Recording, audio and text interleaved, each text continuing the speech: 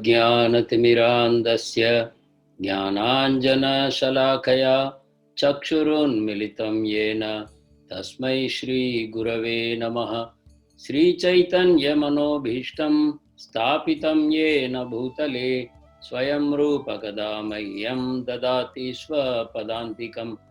वन्देऽहं श्रीगुरो श्रीयुतापदकमलं श्रीगुरून् वैष्णवांश्च श्रीरूपं साग्रजातं सहगणा रघुनाथान्वितं तं सजीवं साद्वैतं सावधूतं परिजनसहितं कृष्णचैतन्यदेवं श्रीराधा कृष्णपादान् सहगणा ललिता श्रीविशाखान्वितांश्च।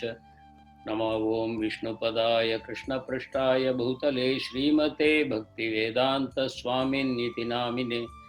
नमस्ते सारस्वते देवे गौरवाणी प्रचारिणे निर्विशेष शून्यवादी पाश्चात्यदेशतारिणे। वाञ्छाकल्पतरुभ्यश्च कृपा सिन्धुभ्य एव च पतितानां पावनेभ्यो वैष्णवेभ्यो नमो नमः। हे कृष्णा करुणा सिन्धो दीनबन्धो जगत्पते गोपेश गोपिका कान्त श्रीराधाकान्त नमोऽस्तुते। तप्त काञ्चन गौरांगी श्रीराधे वृन्दावनेश्वरी वृषभानुसुते देवी प्रणमामि हरिप्रिये। जय श्री कृष्ण चैतन्य प्रभु नित्यानंदा श्री अद्वैत गदाधर श्रीवासादि गौर भक्त वृंदा। हरे Krishna Krishna Krishna Hare Hare Hare Ram Ram Ram Hare Hare. Hare Krishna. It is with great pleasure that I welcome all of you on behalf of ISKCON Chennai for this 9th session of our Bhagavad Gita as it is certification course. This is chapter 9 entitled The Most Confidential Knowledge. So, a brief introduction to Chaitanya Mahaprabhu as we start this session. He is the most merciful incarnation of Lord Krishna. This incarnation occurred in Mayapur, West Bengal, about 500 years ago. He is a hidden avatar, so he is not popular as other avatars are. Deliberately, it's a hidden avatar. He never proclaimed himself as God, nor he allowed others to declare him as God. Unlike modern times, when we have gods everywhere, they also claim to be gods, and their followers also claim that they are gods. And sometimes they say, you are also God. You respect me, you obey me, you follow me, then I will make you God after some time. But here, Krishna himself, appearing as a devotee, he never declares himself as God. He preached by his perfect example of how a pure devotee should be. He surrendered everything to cultivate Krishna Prema. He taught that Krishna Prema is the highest treasure that the soul can yearn. Whatever else we yearn in our life, they are all for the material body and material mind. They cannot carry us very far. Once Krishna Prema is obtained by the soul is least interested in all the material benefits for which we are running nowadays. He taught his disciples to be humble, tolerant, and respectful to everyone. At the same time, they should not expect any kind of respect from anybody. This is his main teaching. He said, in this mood, you can constantly chant the Mahamantra, Hare Krishna, Krishna Krishna, Hare Hare, Hare Rama, Rama Rama, Hare Hare. So this will purify the soul, which is the cause of all our suffering. All the contaminations, once they are removed, the pure soul will understand its connection with Krishna, and it will regain the lost Krishna Prema. And with that Krishna Prema, the soul is welcomed into the land of Krishna, that is Goloka. And after that, there is no misery. Whatever miseries we experience now, they are all basically temporary and imaginary. But once the purification happens, all the contamination disappears. So this is the teaching of Chaitanya Mahaprabhu, who is Krishna himself. Now we shall proceed to the 9th chapter, what we are dealing today. The first two shlokas I have given here. Idam tu te guhyatamam pravakshyamyanusuyave jnanam vijnana sahitam yajñatva mokshase shubhat. Once again. Idam tu te guhyatamam pravakshyamyanusuyave jnanam vijnana sahitam yajñatva mokshase shubhat. So here Krishna is telling why he has chosen Arjuna to give this knowledge of Bhagavad Gita.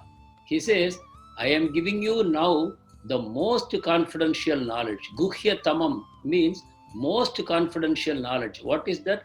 Pure devotional service. That is the most confidential knowledge. That knowledge he is going to give to Arjuna because he is anasuyave. He is not envious of Krishna. He is a friend of Krishna and he has no envy. Because of that, this knowledge is being given to Arjuna. Through this, Krishna is also telling us, just by reading Bhagavad Gita, you will not get the benefits as long as you harbor envy towards Krishna in your heart. But when we learn Bhagavad Gita in the association of pure devotees, this envy in our heart will disappear. So it is important that not only we read Bhagavad Gita, but we read it in the association of devotees. Then what will happen? Jnanam vijnana sahitam. Jnanam is what I am sharing with you in terms of what the Gita says. But vijnanam is the practical part of this Bhagavad Gita, which also I am sharing with you. I am telling you, for example, that you should chant regularly the Mahamantra morning and evening. I am saying that you should offer your cooked food to Krishna. And then only that prasadam you should take. That becomes a purification for you. Like that, and no meat eating, no intoxications, devotee association we should take. Like that, whatever we are telling, these are the practical dimensions. Then only your jnanam will become vijnanam. Vijnanam means realized knowledge. Jnana means you read the book and some knowledge goes into your head and you feel that I have understood something. And tomorrow if I give you an exam or a quiz, you will, from your memory, you will write the answers also. And you may get 100 out of 100. That means your jnanam is very good. But that jnanam has to be converted into vijnanam by practice. So Krishna is saying, once you get this knowledge from me and then you start practicing, then mokshase ashubha. All inauspiciousness in your life will be destroyed. This is the shloka 1. Now the second shloka. Rajavidya rajaguhyam pavitram idamuttamam pratyakshaavagamam dharmyam susukam kartum avyayam. Again. Rajavidya rajaguhyam pavitram idamuttamam pratyakshaavagamam dharmyam susukam kartum avyayam. Translation. This knowledge is the king of education. In Krishna's own words, this is the king of education. The most secret of all secrets. It is the purest knowledge. And because it gives direct perception of the self by self-realization, it is the perfection of religion. It is everlasting and it is joyfully performed. I don't think I have to give an explanation for what we have just read. The king of knowledge, the king of secrets, purest knowledge, and it will help you to realize the self directly. You don't have to attend some class and from that class you can say I have learned from that class. No, here you are going to directly perceive the self. So it is the perfection of religion. Perfection of religion is perception of the self. That is perfection of religion. Religion should help you to get in touch with your real self. And that is what this is offering you. And the benefits are everlasting. Once you come into self-realization, it is never going to be lost. Whatever material things we acquire, we know at the time of death, everything will go, including our knowledge. But this knowledge, the spiritual knowledge, is everlasting and is performed joyfully. So, knowing the pure soul's activities is the king of knowledge. What Krishna is calling as king of knowledge is knowledge of the pure soul and its activities. Here I have shown in the picture one devotee worshipping Radha Krishna with great love.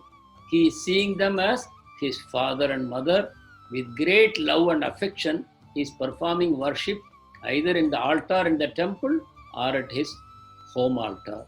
And here we see a group of devotees ecstatically dancing on the public roads, chanting the holy names of the Lord, chanting, singing.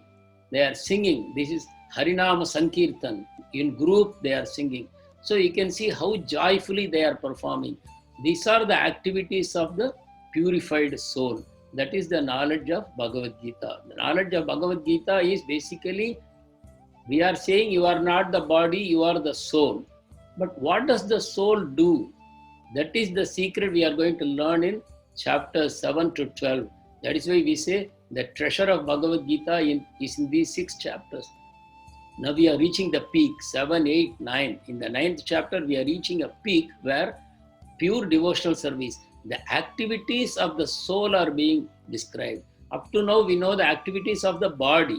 When the soul comes into a body, what activities it performs, we all know. Because of material contamination, we are always looking for sense gratification. But a purified soul's activity is in perfect joy. The pure soul glorifies Krishna. And they have no needs, no wants, no desires, no hankering, no lamenting. That is the nature of the pure soul. So here we see men who are breaking the laws of God. So Krishna is saying, faithless men cannot understand the knowledge which I am giving you now. People who lack faith in the existence of a God, people who lack faith in following the rules of God, such people will not be able to get this knowledge. So meat eating is prohibited, intoxication, gambling, illicit sex. If people have these vices, they will not be able to get spiritual knowledge. So they should at least realize that these 4 things are harmful for my soul, and they should actively, sincerely decide that I want to give it up. Maybe I am addicted to these things now, but I have realized that these are wrong and it will prevent me from purifying my soul. So, but people who are atheistic, they actually envy God. Those who deny God are those who are in envy of God, and they always break the laws of God. So the atheists are not necessarily those who declare themselves as atheists. There are many atheists who externally appear sometimes like very religious people, but they also have envy of God and they have a tendency to break the laws of God. Such people will not be able to understand the knowledge what we are going to share now. So Krishna proceeds to explain his own glories. Krishna says, I am pervading the entire creation. We know Krishna is in Goloka or in the Vaikuntha planets, and he has created these material worlds. Vaikuntha planets are ever existing, but this material creation in which we have come, this is a creation. So Krishna creates this. How does he create? He is creating it out of his own energy. So Krishna's energy pervades the whole creation, and Krishna's energy is actually non-different from Krishna. One aspect of Krishna called Kshirodakashayi Vishnu is present in every atom in the universe. In every atom of the universe he is present. He is also present within the hearts of every living entity. So he is pervading everywhere in his unmanifested form or impersonal form. He is not directly visible in his form. That way he is supporting the entire creation, and this is only a spark of his power. I have given you the picture of Atlas here. You can see Atlas is holding, it's a mythology of Greece. He is holding up the earth or the universe with great struggle. You can see he's being pushed by the weight of the universe on his head, and he's having so much difficulty holding it up. But Krishna is not having any such problems. Krishna is saying, by a mere spark of my power, he is not directly involved in any of these things. These activities are carried out by his energies without personal involvement of Krishna. So for Krishna, it is the child's play. You remember how he held up the Govardhan hill for 7 days on the tip of his left hand, little finger, without any effort. Simultaneously, he was also playing the flute with the other hand. So for Krishna, the whole material creation is supported by a mere spark of his energy. So easily, the entire material universe is being conducted by him. And Krishna is the source of everything. You can see here, from Krishna, Mahavishnu appears. You can see Krishna in a cloud, and from that you can see Mahavishnu appearing. And from Mahavishnu, all the universes are appearing. Every bubble what you see here is an universe. And in each universe, once again he enters as Garbhodakashayi Vishnu. You see on the right hand side, from the navel of Vishnu, one lotus is appearing. On that lotus you can see Brahma, who is the creator within that universe. And he creates 14 planetary systems. So effectively, everything is coming from Krishna only. So Krishna is the source of everything. That is why in Brahma Samhita, Brahmaji glorifies Krishna. Ishvara Parama Krishna, Sachitananda Vigraha, Anadiradir Govinda, Sarva Karana Karanam. He is the cause of all causes. Like Garbhodakashayi Vishnu is the cause of Brahma, and Brahma is the cause of this universe, and Krishna is the cause of the Vishnu. So that way we have to understand. Further, Krishna explains, like the sky is effortlessly supporting the powerful wind. Just take a little time to meditate on this. There is so much wind blowing everywhere. But this wind is blowing within the sky only. When I say sky, you should not imagine that what we see up is the sky. If you are sitting in your room and I ask you where is the sky, you should not get out of the room to go out and point out to me. Actually, we are all sitting in sky only. Sky means space. Everything is in the sky only. You all know that Earth planet is also moving in the sky. That means above, below, on every side of the Earth also, there is only sky. And we are all sitting in the sky only. It is not that we are sitting in the Earth and the sky is up. That is a wrong understanding. Sky is supporting practically everything. In fact, if sky is not there, you will have no place to keep anything.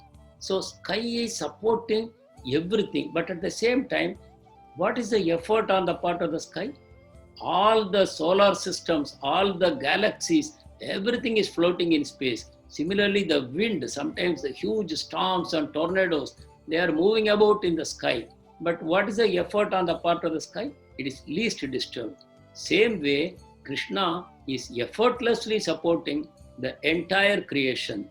So Krishna declares that I am the creator and destroyer of everything. On the left, we see a beautiful green forest, which is just by a fire, it is being destroyed to nothing. But just give it a few years, once again, it will be green like this. In a similar way, everything in this creation is constantly being produced and destroyed. And Krishna is behind everything. Not only that, between creation and destruction, he also maintains everything. And whole thing is performed by Krishna, but not personally. That is what is important. Krishna is not personally actively involved. His energies are carrying out everything by the mere will of Krishna. Krishna has to only will something and it will happen automatically.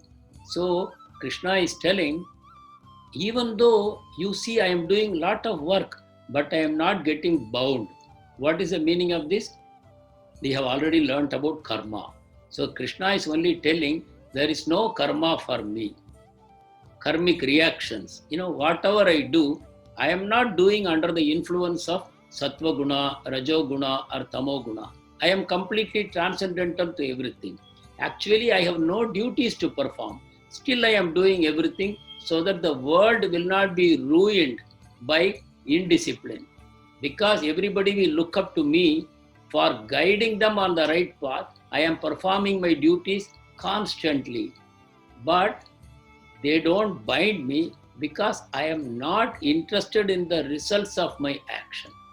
I am not attached to what I am doing. I am beyond the gunas. Actually, the gunas are coming out of me. The gunas are under my control. But everyone within the material universe is under the control of the gunas. We are constantly controlled by sattva, raja, tamo guna. So this is the difference between Krishna and us. So Krishna says, my activities do not bind me, Arjun, because I am totally detached from the results of my actions.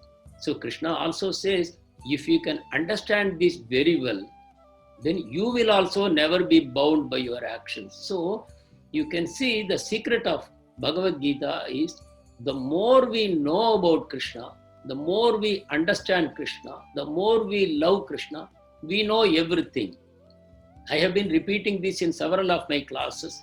What is it knowing which everything will become known to me?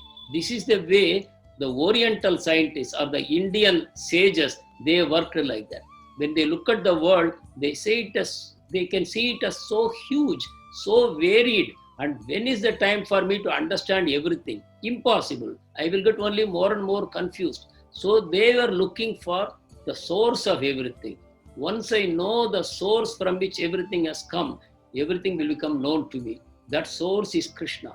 So now we are trying to know about Krishna in this 9th chapter, by which we will know everything.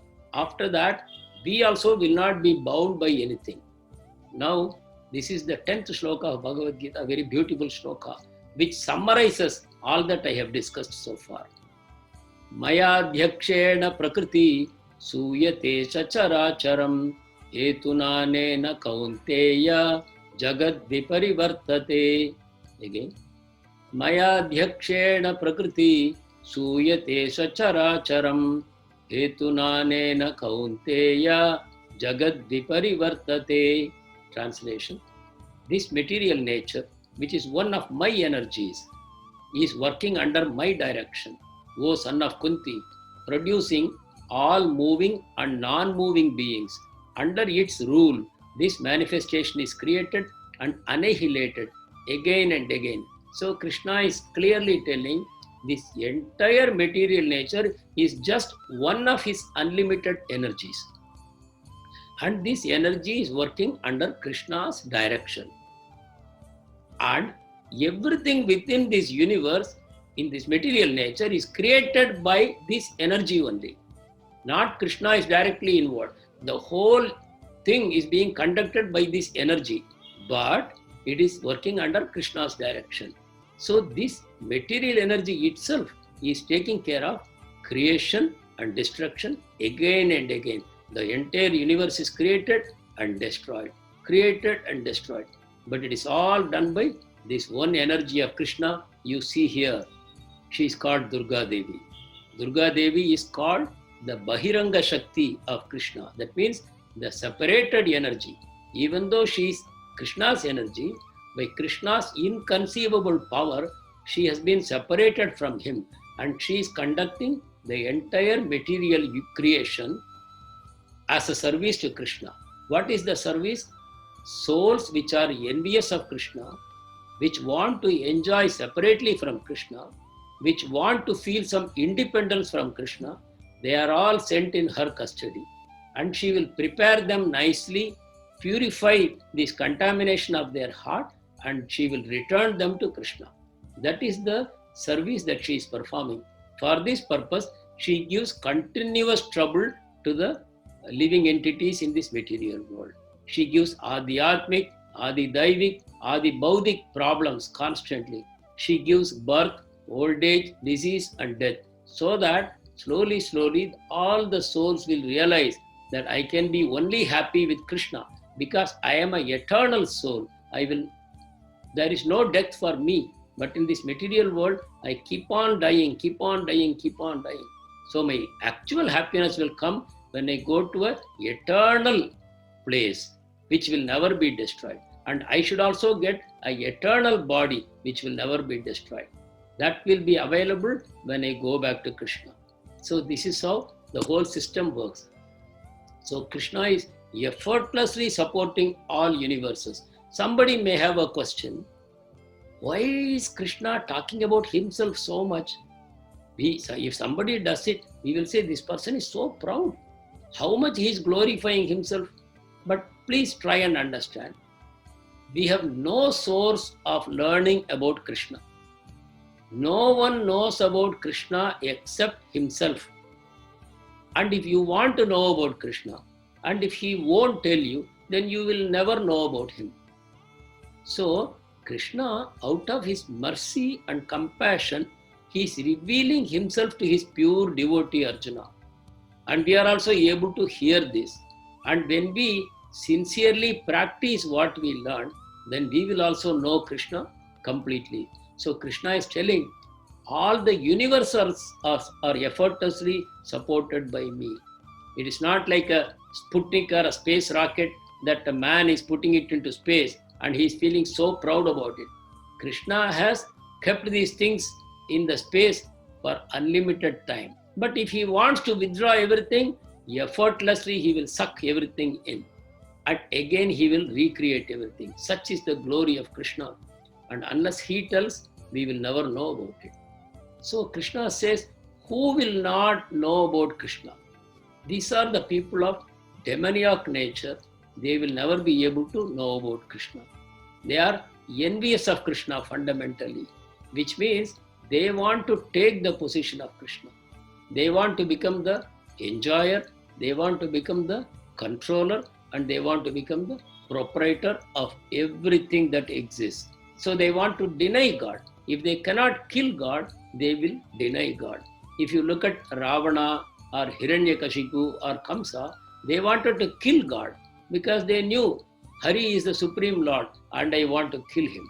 But in modern times, we are all small, minute Kamsas and Hiranyakashipus. We simply deny the existence of God. That way we feel comfortable. Because Krishna is the supreme proprietor of everything, we don't want to accept that. And he is a supreme enjoyer and he is a supreme controller. We don't want to give him that position. So we deny him. Such demoniac people will never know Krishna. And he says, such people will again and again go into inferior and inferior forms of life. They will suffer more and more in human form, or they will go below into animal forms or plant forms, and they will sink into greater and greater depths of darkness and ignorance. And they will take a very, very long time to once again purify themselves. This is the fate of demoniac people. This includes people who deny Krishna as a person. Many people say God has no form. Ultimately, God is formless. Ultimately, we are also formless. And we will merge into that. They say it as nirvana, no body. Merging into that one energy, Brahman, light, like this. All these people are basically envious. They will even quote from Bhagavad Gita, but they will misinterpret. They will say Krishna is only a human being like all of us. There is a soul within Krishna, like there is a soul in each and every one of us. And they will say that soul is the same. So Krishna also died and the soul has merged with the formless God. So for them, formless God is the highest, and anything with form, they will deny. But Krishna is again and again telling, his form is not like our form. Krishna's body and soul, there is no distinction. Just like there is butter, which is inside out, it is the same thing. That way, Krishna is all spirit. We are a tiny spark of that spirit. Krishna is all spirit. We are a tiny spark which is in this body. Body, we know it is material, temporary. The soul is eternal. We are that soul. So, people who deny Krishna like that, even if they read Bhagavad Gita millions of times, nothing will be revealed to them. This is the 14th shloka. Satatam kirtayanto mam yatantascha dridavratah namasyantascha mam bhaktya nitya yukta upasate.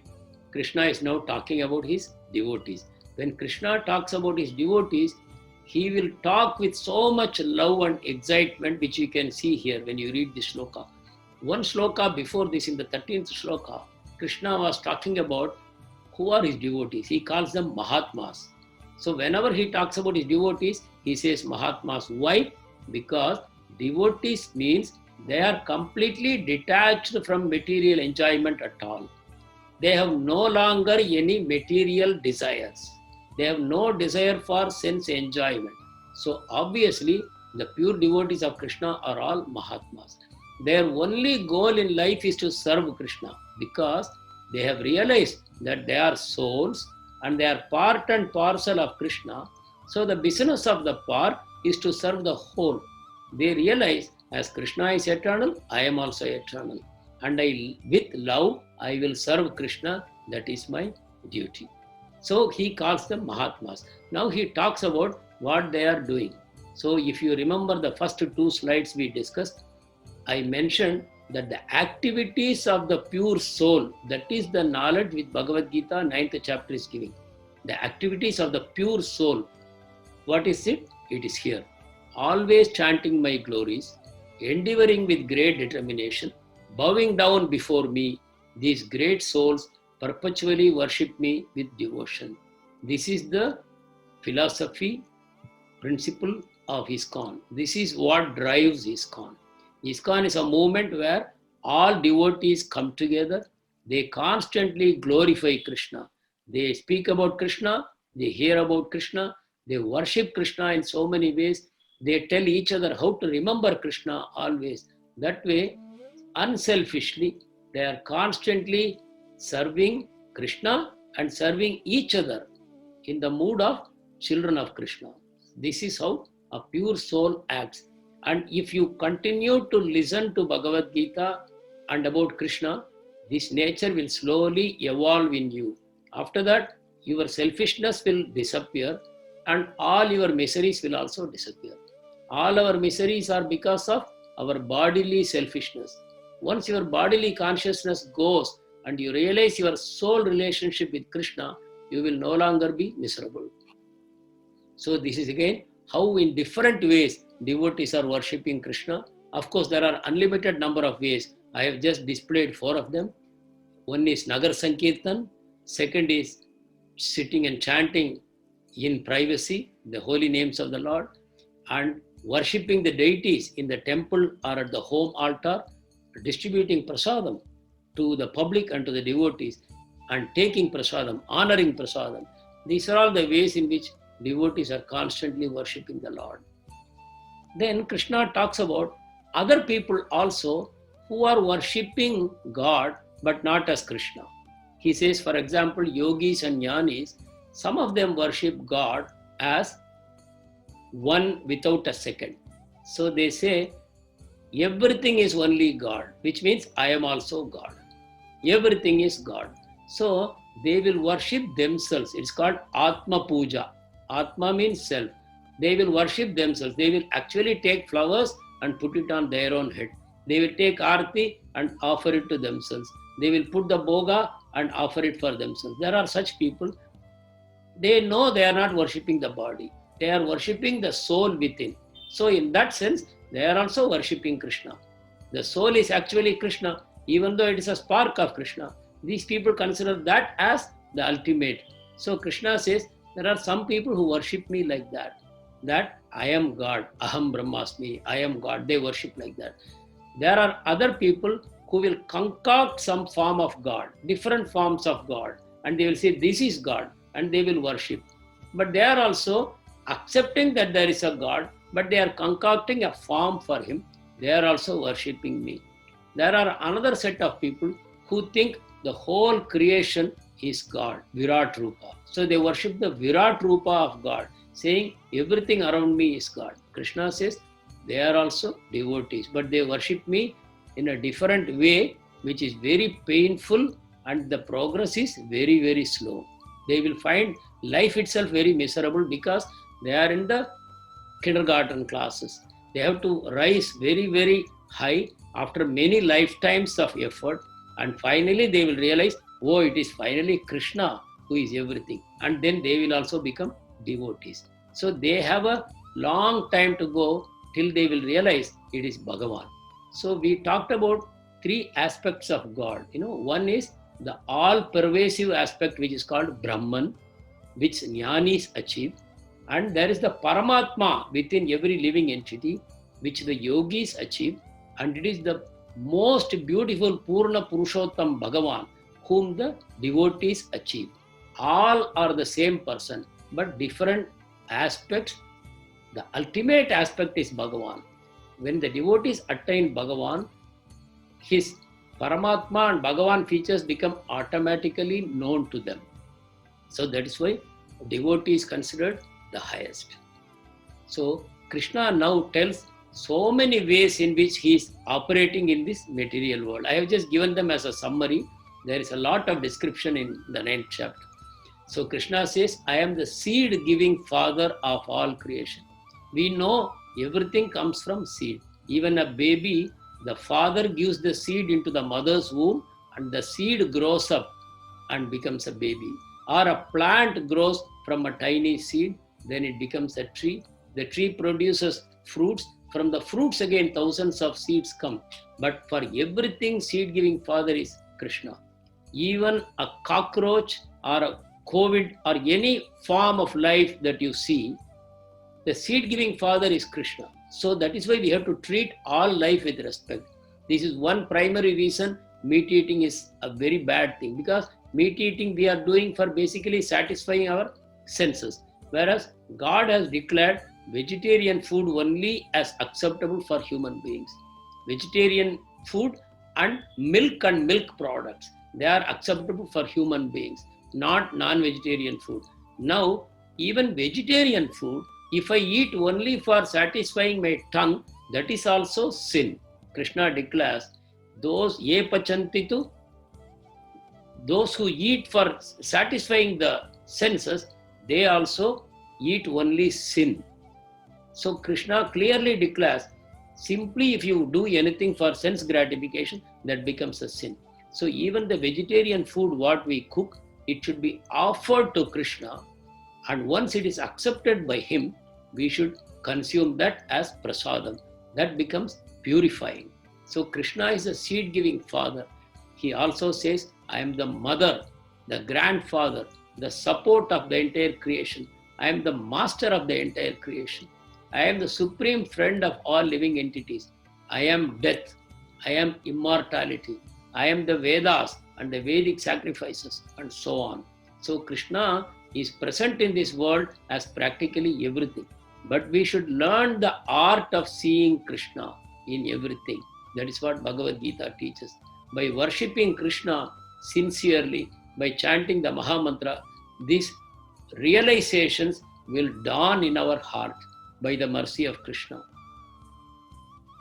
So here, the 14 planetary systems are supported by the Garbhodaka Sai Vishnu. I briefly discussed it earlier. More details are not available in Bhagavad Gita. They are available in a book called Srimad Bhagavatam.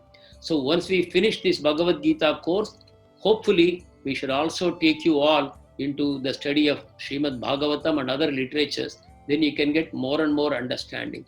Here in this picture, you can see the lotus stem, which is coming from the Lord's navel. It is supporting all the 14 planetary systems, which are all created by Brahmaji, who is sitting on the lotus flower at the tip of the lotus stem. So that way, even though Brahma is supposed to be creator, but Vishnu is actually the creator of the creator. Then Krishna says, people who are attracted to the Vedas, they perform Vedic yagyas called sacrifices. Why they perform this? To satisfy their various desires. They get benefits in this material world, and they can also go to the heavens when they die. When they go to heaven, they can live for a long time until the punya is exhausted. Then they will again come back to the material world. And then they will again perform sacrifices and elevate themselves to heavenly planets. So that way the Vedic mantras are full of potency. By performing them with the help of very good brahmanas and with the very good pure ingredients, and by proper chanting of the mantras, one will be able to achieve up to the heavenly planets. There are different heavenly planets where different varieties of benefits are available and different durations of life are available. So people desiring such heavenly enjoyment, they perform these yajnas. But Krishna says, Arjun, all this is useless. Why? Because anything that has a beginning and an end, it's not good for you, because you are an endless soul. The soul has no beginning and it has no end. It is just like Krishna. Krishna has no beginning, no end. The soul is also no beginning, no end. So when the soul returns to Krishna, that is its perfection. But by performing Vedic yajnas, you can only enjoy temporary happiness in this material world also. You can get positions, power, beauty, children, good family life, good wealth, everything you can get. And when you die, you can go to heavenly planets. But everything is limited. So Krishna is telling Arjun, many people are getting attracted by the beautiful flowery language of the Vedas. But what happens to them? They go to the heaven and they again come back. They are trapped in this cycle. Abrahma Bhona Loka Punaravartino Arjuna. He says, even if you go up to Brahma Loka, one day your life will end and you will come back. Why? Because you are still a spirit spark and you are in a body. In Brahma Loka, they have very subtle body. That body is made of intelligence. We have a grass body made of 5 elements. But those in Brahma Loka, they have a body made of pure intelligence. But even that is a body only. The soul will one day leave that body. But when you go to Krishna, then you have no more death. So Krishna is recommending that. So this is 22. Ananyas chintayanto mam yejana paryupasate tesham nityabhiyuktanam yogakshemam vahamyaham. Again, Ananyas chintayanto mam yejana paryupasate tesham nityabhiyuktanam yogakshemam vahamyaham. But those who always worship me with exclusive devotion, meditating on my transcendental form, to them I carry what they lack and I preserve what they have. So here Krishna is telling how he specially takes care of his devotees. Those who worship me with exclusive devotion, they are meditating on my transcendental form of Krishna. To them, whatever they lack, I will provide, and whatever they already have, I preserve. This is basically, the word Yogakshemam means he will give them complete love. Whatever love they have already got, he will preserve it. And whatever completion they are lacking, he will provide that completion, because he is sitting in the heart of the devotee and he is constantly watching their devotion. So Krishna says, I will make the devotees' devotion perfect so that he will never be lacking anything, either in this world or hereafter. Here, Krishna says there are so many other devatas, and some people want to worship these devatas, but they are all actually my parts only. If you want to look at the devatas and worship them, there are unlimited number of devatas. They are all different administrative heads of this material creation, and they are all working under the overall supervision of Krishna. When Krishna gives them permission, they will fulfill your desires. If Krishna doesn't give permission, the desire will not be fulfilled. And in any case, your relationship with the Devata is only temporary. Devata itself is a position. A soul is occupying it, one day it will leave. And the relationship between Devata and you is also for one lifetime. At best, when you die, you can go to the planet of the Devata. Surya Loka, Chandra Loka, Varuna Loka, Vayu Loka, Agni Loka. Like that you can go. But there also you will have a body and the soul. So one day you have to give up that body and come back. But if you worship Krishna, you will go to Krishna Loka. So Krishna says there is a big difference between worshipping other devatas and me. Even if you worship other devatas, you are only worshipping me, but avidhi purvakam, which means it is not a very lawful way of worshipping me. I want you to worship me directly so that you can come back to me. So this is the difference between worshipping Krishna and other devatas. If I worship Krishna, I will go to Krishna and I will no longer have a material body. I will have a spiritual body and I will eternally stay with Krishna. But when I go to devatas, there is an end to my existence there. I have to again be reborn. So we have to understand Krishna is the ultimate Yajna Purusha. Even though many people are performing yajnas for many different gods, the ultimate beneficiary of all the yajnas is Vishnu. And Vishnu only instructs the Devata, all right, you can fulfill the desire of that particular living entity. This is how Vishnu, sitting in the heart of the soul and the heart of the Devata, he guides the fruits of yajnas. This is 26th shloka. This is talking about how a devotee worships the Lord. How devotees worships, he accepts it. Patram pushpam phalam toyam yo me bhaktya prayachati tadaham bhakti upahritam asnami prayatatmana. Again. Patram pushpam phalam toyam yo me bhaktya prayachati tadaham bhakti upahritam asnami prayatatmana. If one offers me with love, please note this, with love and devotion, a leaf, a flower, a fruit, or water, I will accept it.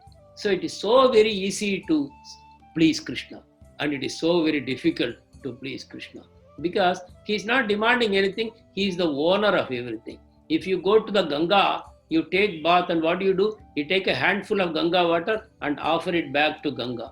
Are you increasing the water in Ganga? No. You took it from Ganga, you gave it back. Same way, Krishna is the proprietor of everything, including you. So when you offer whatever you have, your physical strength, your mental strength and intelligence, your skill, your wealth, back to Krishna with love and devotion, he accepts it. So the love is most important. In this shloka, you will see the word bhakti coming twice, in the first line as well as second line, which means bhakti is what is important. At the same time, we should also understand only vegetarian items are acceptable to God, not non-vegetarian food. So ideally, we should cook and offer to Krishna nice vegetarian prasadam and then take it as our food. We should try to eat only prasadam. We don't even call it as eating. You say honoring the prasadam, because the prasadam is non-different from Krishna. By consuming that, we become purified. So the Supreme Lord fulfills the desires of all his children. He is the perfect reciprocator of our love. Here we are seeing the rishis in Dandakaranya, they are worshipping Ram, and in the heart of their hearts, they have a deep desire. By looking at the beauty of the Supreme Lord, I would like to serve you more intimately. So Krishna, being the father of everyone, who wants to satisfy all their desires, he told them, you will all be reborn in my next avatar as Krishna. And then you will all be gopis and you will have intimate relationship with me. So these rishis have no material desires at all. Their desire to serve the Lord is a purely spiritual desire. And by seeing that desire, the Lord also immediately satisfies them. Similarly, when we learn how to offer our love to Krishna perfectly, he will reciprocate beautifully with us. This is the perfect definition of God, as the perfect reciprocator of our love. So if you can go on increasing your love to Krishna, you will go on receiving greater and greater reciprocation from him, which is not the case in this material world. Here, every love comes to an end sooner or later. This is the 27th shloka. Yat karoshi yadasnasi yajjuhoshi dadasi yat yattapasyashi kaunteya tat kurushva madarpanam. Whatever you do, whatever you eat, whatever you offer or give away, and whatever austerities you perform, do that, O son of Kunti, as an offering to me. So this is the instruction which is most practical for all of us. Whatever you do, it should be an offering to Krishna. Whatever we eat or give away as charity, whatever tapasya that we perform, everything should be an offering to him. So we should do nothing which is not for Krishna. We should do nothing which is only meant for our sense enjoyment. That way our entire life will become Krishnaized. We are constantly remembering Krishna and we are only acting for Krishna's pleasure. This is our goal. We have to make a beginning now, and in the association of devotees, these things become practical. So you see, Bhagavad Gita is not a theoretical book. It is very much a practical book.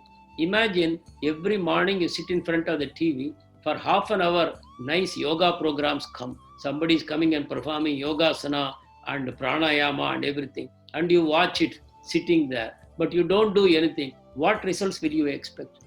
Or somebody is performing gymnastics and you are watching it. You are not doing anything. What you will get? Similarly, Bhagavad Gita is a practical textbook we should understand. This is not meant for gathering some philosophy and trying to talk to others and impress them. That is not the purpose of Bhagavad Gita at all. Those who are doing it, you can call them as the envious people or atheistic people who have missed the essence of Gita. So here is another example of how Lord is equal to everyone, but specially inclined to the devotees. God says, Krishna says here, Samoham Sarva Bhuteshu, I am equal to all living entities, but the devotees are special to me. The devotees are always in my heart, and I am in the heart of my devotees. That is what makes the relationship special. Even though he is the father of all living entities, and he treats them equally, but the devotee and God have a special relationship which is eternal. This relationship is what we want to cultivate. Here is Shabari offering fruits to Krishna. She is a tribal woman and she is offering fruits in her own way after biting them and giving them only what is sweet. But Ram is happily accepting and taking it, calling her as his mother. So this is how God reciprocates with devotees. The meaning of the word Krishna itself is he is most attractive to everyone. Here is Krishna returning to Dwarka after a long time. No, he was in Hastinapur managing the battle, Kurukshetra war. He is returning. The whole population is coming to receive him. So Krishna means most attractive to everyone. What better name can you give to God? There is only one God in the whole creation for everyone. And what better name to give than Krishna? Instead of saying all powerful, all knowledgeable, etc., all attractive is the perfect name. And we are all fortunate that Krishna is the God of everyone. He attracts everyone's heart. So here is the last shloka of the chapter. We will close with this. Beautiful chapter. Once again, a very practical lesson for all of us. Manmana bhavamad bhakto madhyaji mam namaskuru mamye vaishyasi yuktvaivam atmanam matparayanaha. Once again. Manmana bhava madbhakto madhyaji mam namaskuru mamye vaishyasi yuktvaivam atmanam matparayanaha. Engage your mind always in thinking of me. Become my devotee. Offer obeisances to me and worship me. Being completely absorbed in me, surely you will come to me. How many me's are there? Man, mad, mam, all these are me only in the shloka if you read. Matparayanaha. You be always absorbed in me. This is what Krishna is recommending. So all your thoughts, all your obeisances and worship should be offered to me. That way you will be completely absorbed in me and you will come back to me. This is the promise of Krishna. So this is the message of Bhagavad Gita. That while we are doing our activities, we should become completely absorbed in Krishna through our devotion. That way we will perfect our life and we will go back to him. Here when we say Krishna, there is no difference between his body and soul. That confusion we should not have. Krishna is an eternal form, not like our form which is a temporary form. Krishna is an eternal form and this form exists in the eternal land of Goloka and Vaikuntha. And our soul also has an eternal form once it goes there. And that relationship we will enjoy eternally.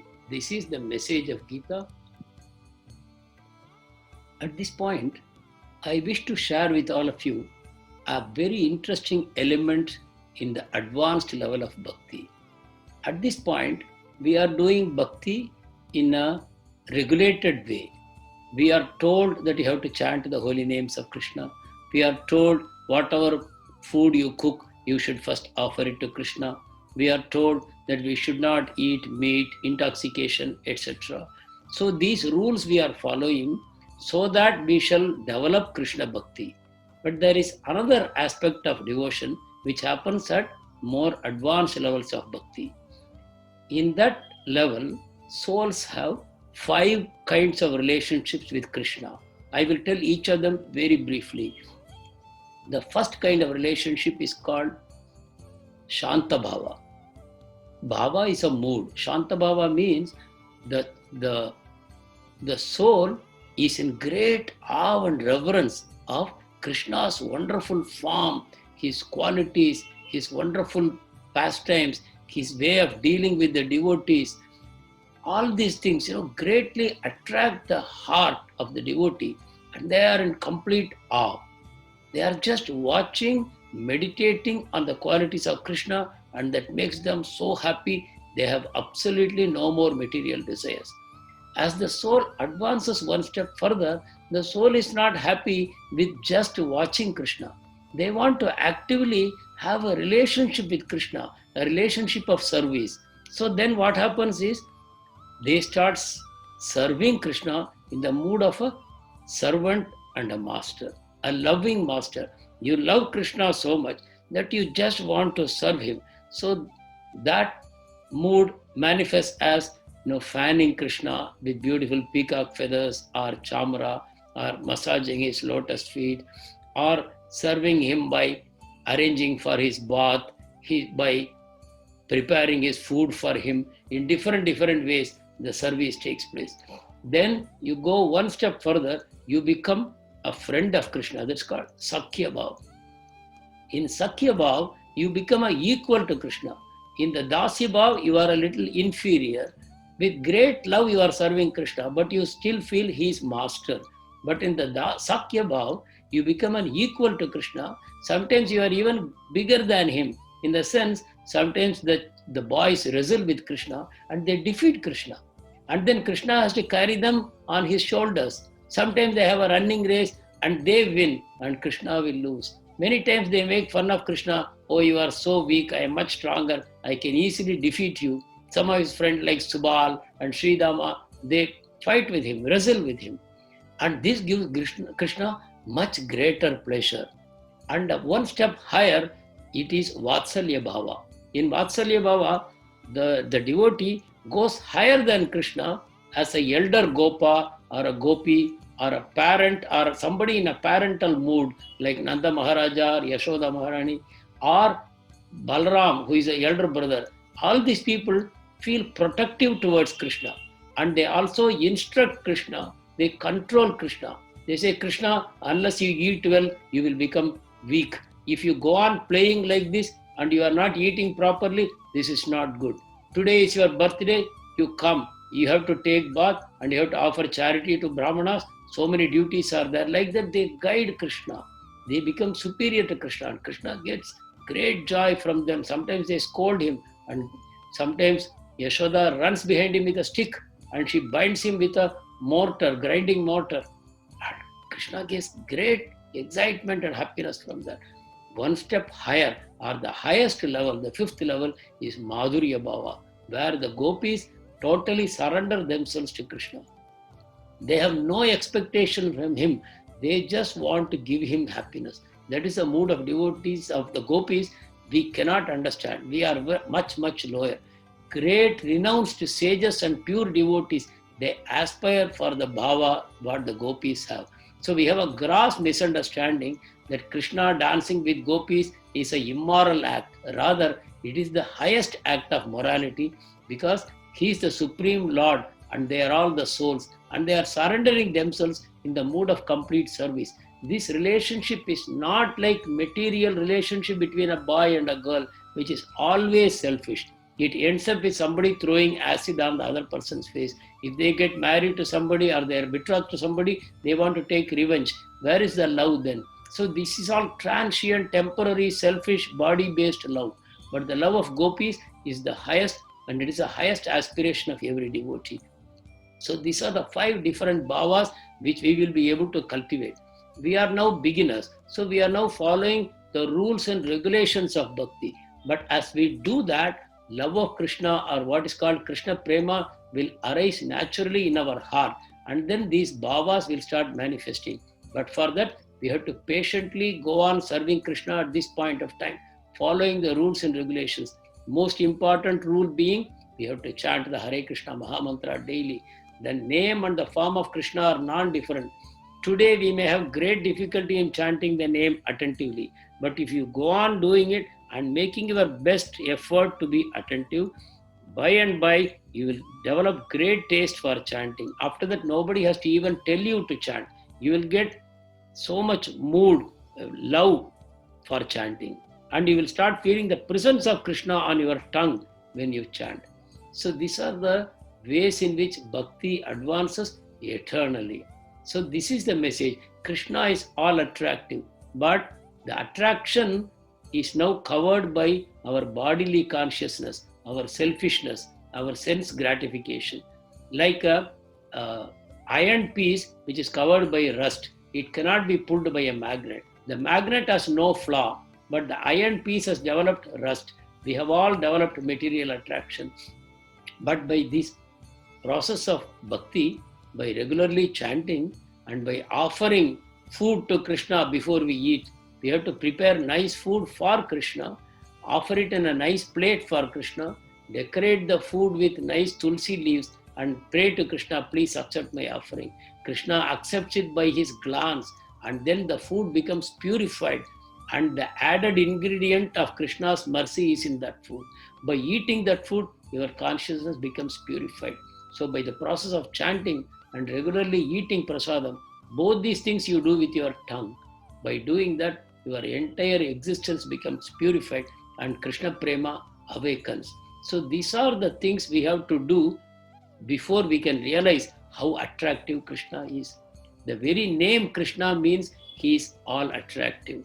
It is only left to us to get that attraction back, what we have lost. So, the last shloka of Bhagavad Gita is 34th shloka, most important also. Manmana bhava madbhakto madhyaji mam namaskuru mam ye vaishyasi yuktvaivam atmanam matparayanaha. Engage your mind always in thinking of me. Become my devotee. Offer obeisances to me and worship me. Being completely absorbed in me, surely you will come to me. This is Krishna's promise. Here you see so many times the word me comes, or my devotee, etc. This is referring to Krishna as a person, not Krishna as some energy, as something formless which is behind all creation. God has no form, God is impersonal. All that is wrong. Here the me refers to Krishna as a person. God is a person. I am a person. My soul is a person. So that relationship we have to realize by doing bhakti regularly, by constantly thinking of him, becoming his devotee, offering obeisances and worship to him, by becoming totally absorbed in him. Your soul should become totally covered in the consciousness of Krishna. Then the soul will return to Krishna. It has no business in this material world. So Krishna also says, just before this shloka, Krishna would say that even if you observe some negative traits or qualities or behavior in my pure devotee, take it for granted that it is very temporary. Because of his past vasanas and karmic reaction, he may display some abominable behavior, but as long as he is performing pure devotion to me, you should consider him as a sadhu only, because very soon he will become completely pure and he will come back to me. This is what Krishna says. Krishna also says there is no particular qualification for doing bhakti. For doing yoga or jnana, etc., you need some special qualifications. Everybody cannot do. Like you have to observe brahmacharya, you have to go to the forest, you have to deny all kinds of sense pleasures, you have to eat only little food, like that, so many restrictions. But for doing bhakti, Krishna says everybody, Brahmana, Kshatriya, Vaishya, Shudra, and women who are considered to be less spiritually intelligent, all of them can do bhakti. So Krishna says, please do bhakti, which is the highest process of spiritual life. And it is open to everyone. And by doing it, everybody can come back to me in this very lifetime. So this is a great promise that Krishna is giving to us. We should not miss this opportunity. At this juncture, I wish to request all of you, please chant the holy names, what we have taught you. Please don't take it lightly. I am seeing that one video we have posted in all the groups showing how to chant the holy names on Mala. Most of you have not even visited that place, which means perhaps you already know how to chant, but even then, kindly visit that site and learn how to chant on the Mala. Every day, kindly chant at least one Mala morning, one Mala evening, and have the aspiration to increase the number. This is the greatest process of purification of the soul. The Mahamantra and Krishna are non-different. When you chant the Mahamantra, the sound goes through the ears into your heart, and all the contaminations and misgivings which are sitting in your heart, they are getting purified by Krishna, the holy name. And that will kindle or reawaken the Krishna Prema which is lying dormant in your heart. And here Chaitanya Mahaprabhu is demonstrating how the soul lacks nothing. Krishna himself is appearing as a devotee and showing how Krishna Prema removes all sufferings and miseries from the heart. So many people are running behind him to just get a drop of that Krishna Prema for themselves. Chaitanya Mahaprabhu was distributing Krishna Prema freely to everyone, and he taught, you are all not bodies, you are spirit souls. And the soul is lacking nothing except the Krishna Prema which has got buried inside. You have to reveal the Krishna Prema by chanting the holy names. When you chant the holy names, the Krishna Prema reveals itself, and then the soul becomes perfect. The body can never become perfect. This body will one day go. We have a material body. But once the soul attains perfection, the soul will get a spiritual body and it will go back to the spiritual world and be in the eternal association of Krishna and his other pure devotees. That is the goal for all of us. And once again, I want to remind you, Bhagavad Gita is a practical book. It contains philosophy and practice. If you want to take only philosophy minus practice, we will be stuck. We will not make any progress. Even though I may claim that I have understood Gita, I may write exams on Gita and pass 100 with 100% marks, but I will still not get even a droplet of bhakti towards Krishna. We are seeing examples all around us. You have to learn Gita from a devotee and you have to practice Gita in the association of devotees. Then all these beautiful promised results will be experienced by you. So let us finally thank Srila Prabhupada for this great opportunity that he has given to us. And let us chant the Mahamantra and let us take a vow that we will put our entire effort, great effort in chanting of the holy names from now onwards. Both in quality and quantity, we will try to improve our chanting, and also we will start the practice of offering prasadam first to Krishna and then only honoring it. And obviously, non-vegetarian food cannot be offered to Krishna. That way, we will also become vegetarians and offer nice vegetarian prasadam to Lord Sri Krishna. Thank you very much. Hare Krishna, Krishna Krishna, Hare Hare, Hare Rama, Rama Rama, Hare Hare. Hare Krishna.